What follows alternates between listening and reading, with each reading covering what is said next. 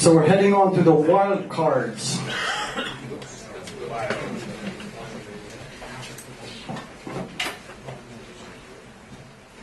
Excuse us while we do some technical.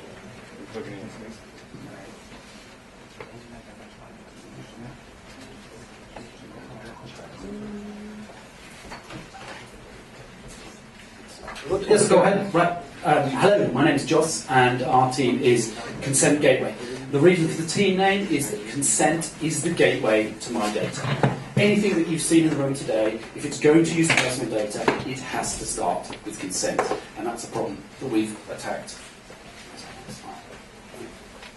Brilliant. So our team is building an API to interconnect awesome journeys for consumers. How do we build trust and experience at the core of these, which start with consent?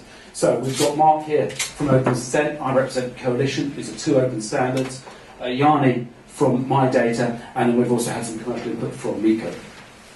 So what we did, and we presented yesterday, is to map the API space, so getting really down into the detail about how do you generate and manage consent when you're dealing with personal data. And I'm not going to go into this detail, but we picked two areas that we were going to focus on. How do we think about privacy policies, and how do we build a consent generator? So the work that we've done over the last 48 hours is to code a proof of concept generator, define a JSON format for a privacy policy, and to illustrate a consumer journey. So the journey around consent looks a bit like this. So an organisation can post a privacy policy. They have to do that in an open space. An individual signs up to that, and that creates a consent receipt, which is both shared between the individual and the organisation and held in the registry.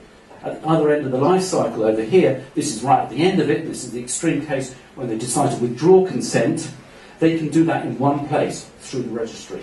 And then that will contact the data controller, and only when that consent has been modified, everybody within the ecosystem knows. So we're building trust and transparency right down to the core.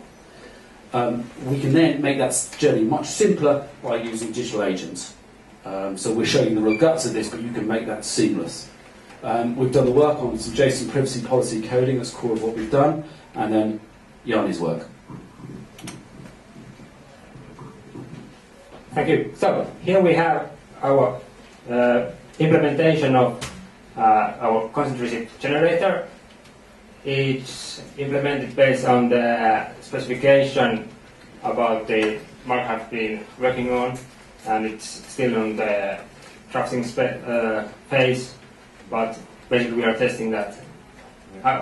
What should we improve, and how to go on with that? But basically, we have information that are static, like ID numbers. Then we have company information that could be fetched from some other API, and detailed service information. But finally, when we have all the information we need, we generate the consent receipt, and we have the actual specified format as a JSON web signature structure. It includes public keys, signatures, and payloads, which you can see here. Yeah, I think what's really important is that once people get consent receipts, they can then use that to repurpose the data, and you get much more value from your siloed data from other companies. People can then give more consent, and you can start getting a lot more value out of the data, and people can access and control it. So it's useful for all the use cases we've been